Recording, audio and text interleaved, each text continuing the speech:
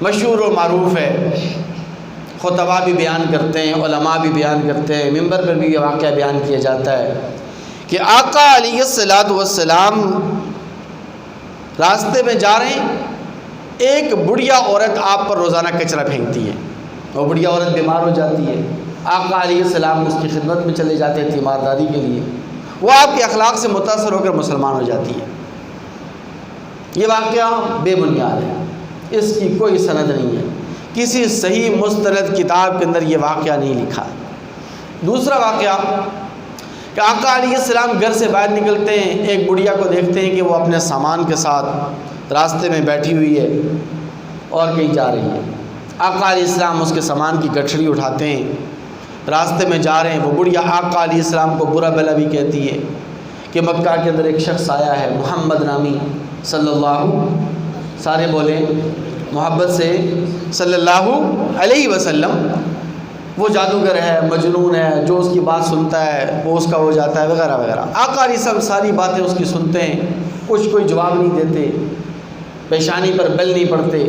آقا علیہ السلام غصے میں نہیں آتے، آقا علیہ السلام اپنے آپے سے باہر نہیں ہوتے، وہ بڑھیا آپ کے اخلاق سے متاثر ہو کر مسلمان ہو جاتے ہیں۔ تیسرا واقعہ کہ ابوبکر صدیق رضی اللہ تعالیٰ رات کی تاریکی میں جاتے ہیں، ایک بڑھیا عورت کی خدمت کرتے ہیں، عمر فاروق رضی اللہ عنہ کو پتہ چلتا ہے، وہ ایک دن جاتے ہیں اس کی خدمت کے لیے، پہلے سے ابوبکر صدیق پہنچے ہوتے ہیں، دوسرے دن پھر جاتے ہیں، ابوبکر صدیق پھر پہلے سے پہنچے ہوتے ہیں، تیسرے دن پھر جاتے ہیں، سحری کے وقت سے پہلے بھی، فجر کی نماز سے پہلے بھی جاتے ہیں، لیکن ابوبکر صدیق پہلے سے پہنچ کر اس کی خدمت کر کے واپس آ چکے ہوتے ہیں۔ تو یہ تینوں واقعات بے بنیاد ہیں،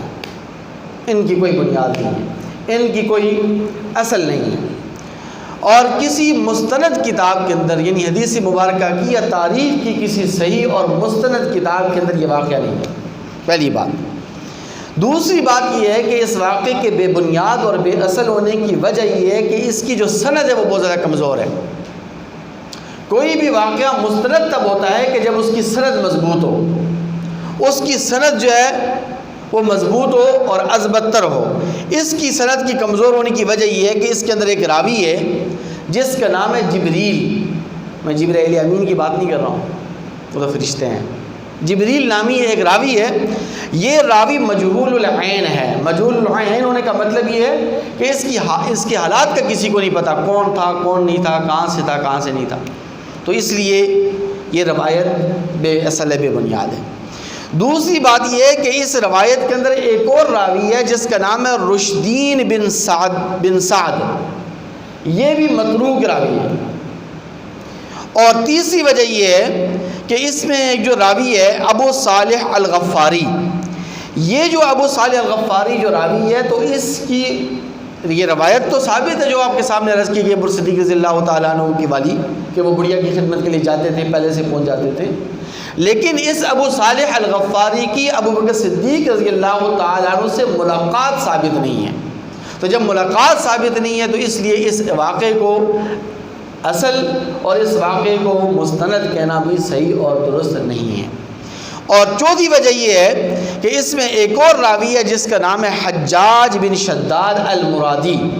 تو یہ جو راوی ہے حجاج بن شداد المرادی، تو یہ راوی بھی مجہول العین ہے، اور یہ راوی بھی اس کی بھی حالات کسی کو معلوم نہیں ہے، تو اس لیے ایسے واقعات کو بیان کرنے اور ایسے واقعات کو مستند کہنے سے پرہیز اور اجتناب کرنا چاہیے۔ دوسرا واقعہ